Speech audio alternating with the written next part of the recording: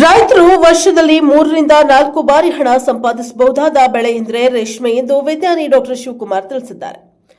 ತಾಲೂಕಿನ ಕೆಂಬತ್ತುಗೆರೆ ಅಣ್ಣಳ್ಳಿ ಗ್ರಾಮಗಳ ರೈತರುಗಳಿಗೆ ದ್ವಿತಳಿ ರೇಷ್ಮೆ ಬೆಳೆ ಕೃಷಿಯೋತ್ಸವ ಕಾರ್ಯಕ್ರಮ ಕುರಿತು ಮಾತನಾಡಿದರು. ರೈತರು ಆರ್ಥಿಕ ಸಂಕಷ್ಟದಿಂದ ಪಾರಾಗಲು ರೇಷ್ಮೆ ಕೃಷಿ ಸಹಕಾರಿ. ರೈತರು ಸರಿಯಾಗಿ ಈ ಬೆಳೆ ಬಗ್ಗೆ ತಿಳಿದುಕೊಂಡು ಕ್ರಮಬದ್ಧವಾಗಿ ಬೆಳೆದರೆ 4 ರಿಂದ 5 ಬಾರಿ ಬೆಳೆ ತೆಗೆದು ಲಕ್ಷಾಂತರ ರೂಪಾಯಿಗಳನ್ನು ಸಂಪಾದಿಸಬಹುದು ಎಂದರು. ಇತ್ತೀಚಿನ ದಿನಗಳಲ್ಲಿ ರೇಷ್ಮೆ ಕೃಷಿಯಲ್ಲಿ ತಂತ್ರಜ್ಞಾನವನ್ನು ಬಳಸಲಾಗುತ್ತಿದೆ. ರೇಷ್ಮೆಯಲ್ಲಿ ಹಲವು ತಳಿಯ ಪರಿಚಯಿಸುತ್ತಿದ್ದಾರೆ.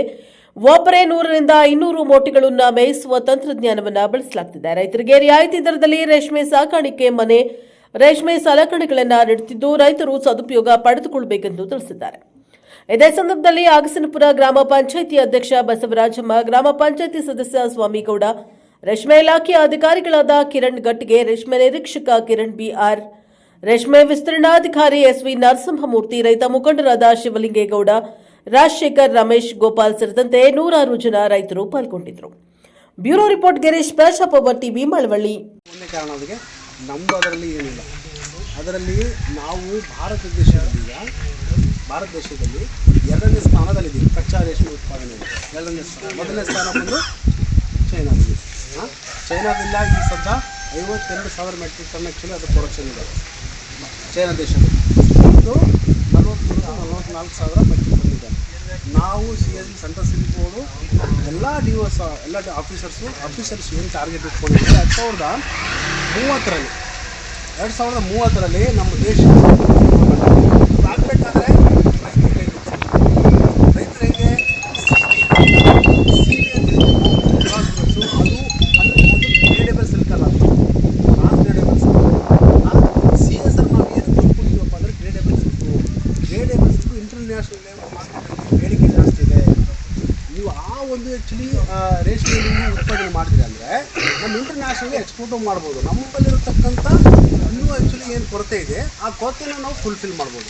ಅದು ಒಂದು ಉದ್ದೇಶ. ಅದು ಕ್ವಾಲಿಟಿ ಇದೆ. ಮತ್ತು ಗ್ರೇಡೇಬಲ್ ಸಿಲ್ಕ್ ಅದು 3A-ಗ್ರೇಡು 4A-ಗ್ರೇಡ್ ಎಲ್ಲ ಬರುತ್ತೆ CSRಲ್ಲಿ. CBL ಬರಲ್ಲ.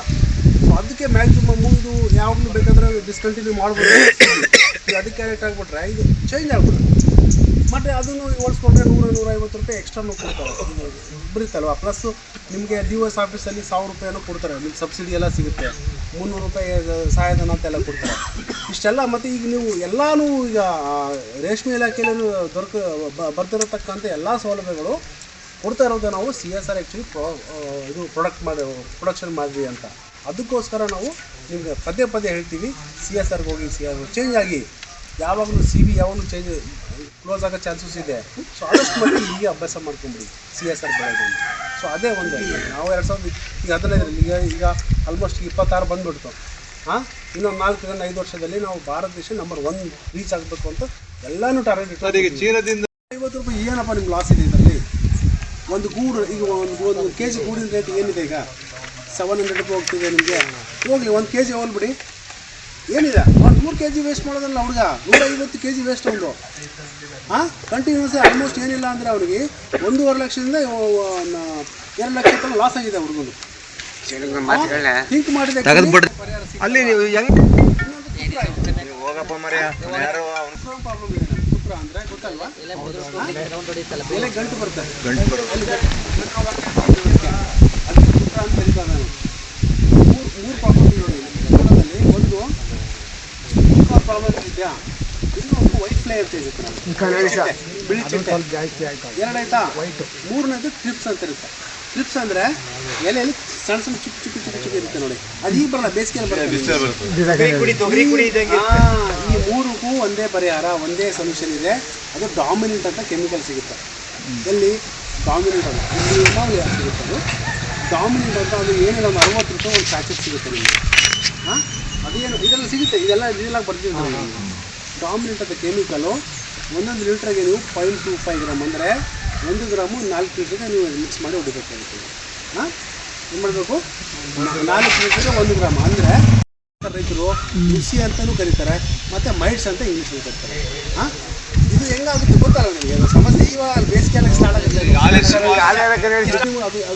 ಅದರಿಂದನೇ ಆ್ಯಕ್ಚುಲಿ ರೈತರು ತುಂಬ ಮೋಸ ಹೋಗ್ತಾರೆ. ಅದು 2019ರಲ್ಲಿ ಬಂತದ್ದು ನುಸಿ ಎಂಬ ಕೀಟ. 19 ಸ್ಟಾರ್ಟ್ ಆದಾಗ ರೈತರಿಗೆ ಪರಿಹಾರ ಏನಿಲ್ಲ. ಅದಕ್ಕೆ ಏನು ಯಾವ ಕೆಮಿಕಲ್ ಯೂಸ್ ಮಾಡಬೇಕು, ಆವಾಗ ಇವೆಲ್ಲ ಉತ್ಪತ್ತಿ ಆಗಿದೆ. ನೋವು ಮಣ್ಣು ಧೂಳಿ ಇವೆಲ್ಲ ಹಾಕ್ತಿಲ್ಲ ಅಂದರೆ ಕಮಸು ಅದು ಅಭ್ಯಾಸ ಮಾಡ್ಕೊಂಡ್ಬಿಟ್ಟಿದ್ದಾರೆ ರೈತರು, ಅದನ್ನೇ ಯೂಸ್ ಮಾಡ್ತಾರೆ.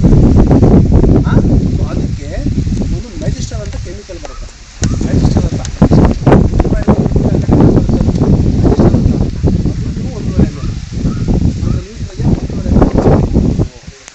ಅದೇ ಕಟಾವು ಮಾಡಿ 10ರಿಂದ 15 ದಿವಸಕ್ಕೆ ಒಂದು ಸ್ಪ್ರೇ ಮಾಡಬೇಕು ಸಾಕು. ಅದೇ ಥರ ಸೇಫ್ಟಿ ಪೀರಿಯಡ್ 20 ದಿವಸ ಬರುತ್ತೆ. ಅದಕ್ಕೂ ಸೇಫ್ಟಿ ಪೀರಿಯಡ್ 20 ದಿವಸ ಬರುತ್ತೆ. ಅದು 350 ರೂಪಾಯಿಗೆಲ್ಲ 100 ml ಸಿಗುತ್ತೆ. ಸಲ್ಫರ್ ಹೊಡಿತಿದ್ರಲ್ಲ, ಸಲ್ಫರ್ ಹೊಡೆದ್ರೆ 2 ಸಲ ಹೊಡ್ರಿ, ತೊಂದರೆ ಕಟಾವು ಮಾಡಿ 10 ದಿನ ಒಂದ್ಸಲ ಹೊಡ್ರಿ. ಆಮೇಲೆ ಆ್ಯಕ್ಚುಲಿ 20-25 ದಿನ ಒಂದ್ಸಲ ಹೊಡ್ರಿ. ಅದು 10 ದಿನ ಸೇಫ್ಟಿ ಪೀರಿಯಡ್ ಇರುತ್ತೆ. ಅದಕ್ಕೆ ಜಾಸ್ತಿನೇ ಸಲ್ಫರು ತುಂಬ ಎಫೆಕ್ಟಿವ್ ಇಲ್ಲ. ಸೊ ಅದಕ್ಕೋಸ್ಕರ ನಾವು ಅದು ಚೆನ್ನಾಗಿದೆ. ಅದು ಈವನ್ ಈ ಬಿತ್ತನೆ ಗೂಡು ಬೆಳೀತಾರೆ ನೋಡಿ, ಅಂಥ ರೈತರು ರೆಕಮೆಂಡ್ ಮಾಡಲ್ಲ ನಾವು. ಅದಕ್ಕೋಸ್ಕರ ಯೂಶಲಿ ಮ್ಯಾಕ್ಸಿಮಮ್ ಹೇಳಲ್ಲ ನಾವು. ಅದು ಇತ್ತು ನಮ್ಮ ಹತ್ರ ಗಾಡಿಯಲ್ಲಿ ಇದು. ಆ ಸಲ್ಫರು ಏನು ಮಾಡ್ತಿದ್ದಪ್ಪ ಅಂದರೆ ಅದು ನಾವು ಬಿತ್ತನೆ ಗೂಡು ಕೊಡ್ತೀವಿ ರೈತರಿಗೆ. ಅವರು ಗೂಡು ಬೆಳೆದ್ಬಿಟ್ಟು ನಮಗೆ ಕೊಡ್ತಾರೆ. ನಾವು ಮೇಲು ಫೀಮೇಲ್ ಕ್ರಾಸ್ ಮಾಡೋ ಟೈಮಲ್ಲಿ ಏನಾಗುತ್ತೆ ಅಂದರೆ ಫಿಕಲಿಟಿ ಅಂತ ಹೇಳಿದೆ. ಫಿಕಲಿಟಿ ಅಂದರೆ ಅದು ಮೊಟ್ಟೆ ಇಡುತ್ತಲ್ಲ, ಮೊಟ್ಟೆ ಆ್ಯಕ್ಚುಲಿ ಕಡಿಮೆ ಇರ್ತದೆ. ಅದರಿಂದ ಸಲ್ಫರ್ ಯೂಸ್ ಮಾಡ್ತಾರೆ. ಸೊ ಅದಕ್ಕೆ ಆ ಬಿತ್ತನೆ ಯಾರು